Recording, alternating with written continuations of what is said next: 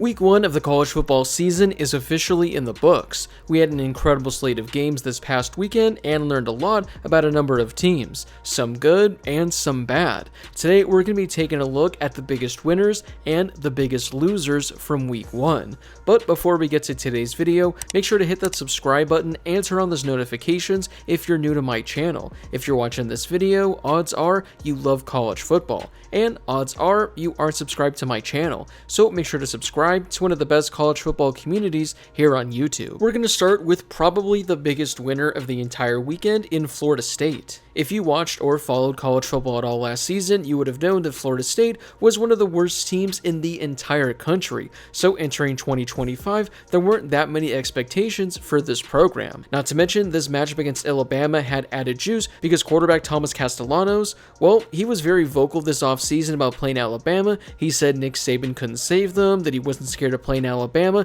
and a lot of people were thinking Alabama was going to make him eat his words. Well, safe to say, Thomas Castellanos, he backed up his talk with his play, and he led Florida State to the dominant 14-point victory over Alabama.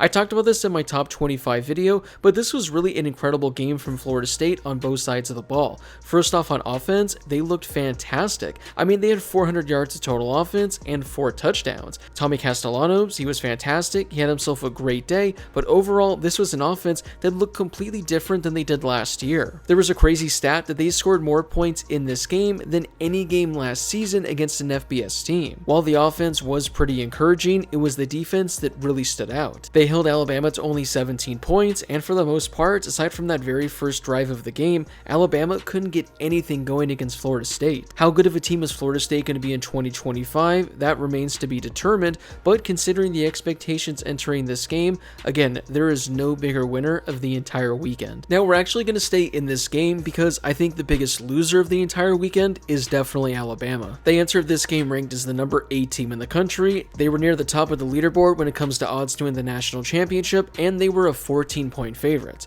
Now, it would have been one thing if they didn't cover the spread, but this was a game that most people expected Alabama to win, and probably very easily. And again, outside of that first drive when they took the lead, Alabama looked absolutely terrible the rest of the way. After that opening touchdown, they were outscored 31-10. I mean, this offense looked like they couldn't get anything going, and their defense, well, they couldn't stop Florida State either. This isn't the Alabama team we've grown accustomed to over the last 10 to 15 years, and after this performance, and after their disappointing 2024 campaign, there's a strong chance that Alabama, well, they're probably going to be a top 25 team moving forward.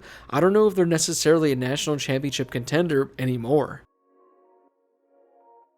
Our next winner is Ohio State, who took down number 1 Texas 14-7. Now, for Ohio State, this was a team I wasn't as high on as a lot of people entering the season. Sure, they were coming off a national championship victory, but I didn't think they'd have what it takes to be the number 1 team once again and be able to repeat. Now, obviously, it's still a long season. Who knows how things are going to play out? Ohio State could end up really disappointing us, but I thought Texas was going to be the team to pull out the victory in week 1, and I didn't really give Ohio State much of a shot. This defense was completely legit. They made Arch Manning look like a freshman high school quarterback. He couldn't do anything against this defense. I was a little bit underwhelmed by the offense and Julian Sain at quarterback, but again, this is week 1. Texas had a really good defense as well. Can't really fault them that much, but again, you're Ohio State. You're coming off a national championship. This is your first game of the year at home. You're taking on the number 1 team in Texas. A lot of people would have said, it's okay if they drop this game. They got a lot going on. Instead, they answered the bell. They answered the call. They showed that they are still worthy of being the number 1 team in college football. Now, you could actually argue that North Carolina is the biggest loser of week 1 because what an embarrassing performance we saw on Monday night. This offseason, they made a massive splash when they brought in Bill Belichick to be their new head coach. All offseason, the hype has been building with this North Carolina team, and on Monday night, they were the only college football game in town. Michael Jordan was in attendance to see this team play, and they got absolutely steamrolled out of their own stadium, losing 48-14.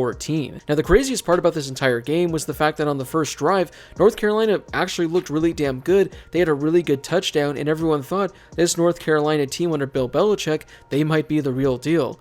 Well, the rest of the way, they got absolutely embarrassed on both sides of the ball. On offense, Gio Lopez was terrible as the starting quarterback. There was that crazy stat on the screen where I think he went more than 2 hours without completing a single pass. He did exit the game with an injury. They brought in Max Johnson. He looked a whole lot better. I wouldn't be surprised if he's the starting quarterback moving forward. But this North Carolina offense, boy, did they look terrible. Not only could they not get anything going in the passing game, they couldn't get anything going on the ground. For the game, they ran for only 50 yards. They averaged fewer than 2 yards a carry. Again, this offense was absolutely terrible. But this defense, if you want to talk about terrible, I don't even know where to begin with this defense. They allowed 48 points, 29 first downs, 550 total yards to TCU.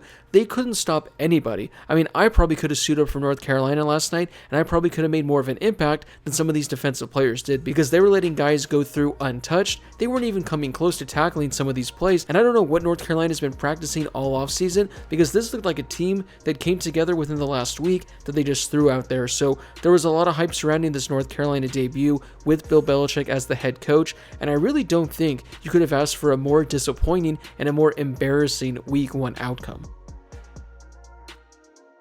Entering this game, LSU had not won a season opener since 2019. I don't know how that stat's possible. That just seems absolutely crazy. But it'd been a while since LSU won their first game of the year. Well, they went on the road into, whether you think it's the real Death Valley or not, to take on number 4 Clemson. They won 17-10. Now, although they had about 350 yards of total offense, I was a little bit disappointed with this LSU offense, mainly because we've seen them be so good in years past. Now, props to Clemson's defense. They did a really good job of limiting LSU, but I was a little bit underwhelmed by this LSU offense. But the reason they're such a winner is because of this defense. I mean, Clemson's offense couldn't do anything against LSU whatsoever, especially in the second half when LSU shut them out. Cade Klubnik looked absolutely terrible at quarterback. I think he only completed 50% of his passes, and that was largely due to LSU's defense. Now, we've seen in years past, LSU, they always have one of the better offenses in all of college football. It's kind of been their defense that has held them back. If this LSU defense plays the way they did this past weekend, if they are a top 5 to 10 defense in all of college football, this is a national championship contender, especially if the offense is able to get going. Just last season, Army was a 12-win team, and they were very close to being the Group of 5 representative in the college football playoff. Well, fast forward a year, and they're losing their first game of the season at home to Tarleton State. Yep, you heard that right. Army lost a game this weekend at home to Tarleton State. Now, Army obviously lost a lot this offseason. They lost their starting quarterback Bryson Daly, who received Heisman votes in 2024, but the fact that in week 1 you're losing to Tarleton State, yeah, I think it's going to be a long season for the Black Knights. A lot of people were really interested to see how Miami would look in 2025 after losing quarterback Cam Ward. Well, they had a pretty good test in week 1 as they took on number 6 Notre Dame, and they won a close one by 3 points. Carson Beck made his Miami debut as he threw for 200 yards with 2 passing touchdowns. Now, Miami, for most of this game, they looked to be in control. They looked like they were the better team. They had a 2-touchdown lead in the 4th quarter, but they let Notre Dame creep their way back into it, and it actually looked like Miami was going to blow this game. They were going to let Notre Dame pull off the upset, but still, I thought this was a really impressive victory for Miami. I thought Notre Dame was probably going to be the better team going into this game. Now, sure, you can make the case that Notre Dame is still the better team than Miami, but again, I was really impressed by what we saw from this offense, really impressed by what we saw from this defense, and I do think Miami, despite the quarterback change, despite, in my opinion, the quarterback downgrade, I think they're a legitimate threat in the ACC this season, and I definitely think they're a legitimate playoff contender as well. This game was kind of forgotten about because it kicked off early on Thursday, so a lot of games happened ever since we saw these two teams play, but Boise State, they got absolutely embarrassed by South Florida on the road, losing 34-7. The ironic thing is, after the first quarter, they were actually leading 7-0, but they got outscored 34-0 over the final 3 quarters. Now, I know a lot of people were expecting Boise State to take a slight step back, mainly because they lost Ashton Jeanty, but this is still a Boise State offense that returned a lot of production. They were projected to have a good offense, and I did see people out there projecting Boise State to be even better in 2025 than they were in 2024. Well, how exactly did Boise State's rushing attack look in their first game? Well, they ran the ball 38 times for 120 yards, averaging only 3 yards a carry with no rushing scores. Maddox Madsen, he wasn't all that great either, as he completed only 25 of 46 passes in this game. Again, I'm not saying Boise State was necessarily a playoff caliber team, but again, in your first game of the season, you're still ranked inside the top 25, you're coming off a playoff berth, and you get absolutely blown away in a game you were favored by a touchdown. A team I was very low on entering this season was Auburn, and the reason for that was their new quarterback in Oklahoma transfer, Jackson Arnold. He was terrible last season for the Sooners, and I didn't think he would be the guy for Auburn. Now, it's only been 1 week, but it's looking like I was wrong on that. He led Auburn to a dominant 38-24 victory on the road at Baylor. Now, Jackson Arnold didn't exactly light it up through the air, as he completed only 11 of 17 passes for 110 yards, but all of his damage came on the ground. He led Auburn with 140 rushing yards, averaging 9 yards a carry with 2 rushing scores. Baylor had absolutely no answer for him on offense, and I'm actually pretty surprised that Arnold finished the game with only 140 yards. If you watch this game, the way he was running all over them, it felt like he ran for over 200 yards. And it wasn't just Jackson Arnold that was running the ball at will. Damari Alston ran for 85 yards with a touchdown, and Jeremiah Cobb ran for 75 yards and a touchdown as well. For the game, Auburn ran for over 300 yards with 4 rushing scores. If Jackson Arnold is able to do anything through the air, this offense is going to be a legitimate problem, and I could see the Tigers going on a sneaky run in the SEC. Our final loser of the weekend was a game that was on pretty late if you're on the East Coast, so you definitely could have missed it. If you're on the West Coast, you probably missed it as well, because based on the attendance in this game, I don't think that many people saw this in person as well, but UCLA in their season opener, they fell at home at the Rose Bowl to Utah, losing 43-10.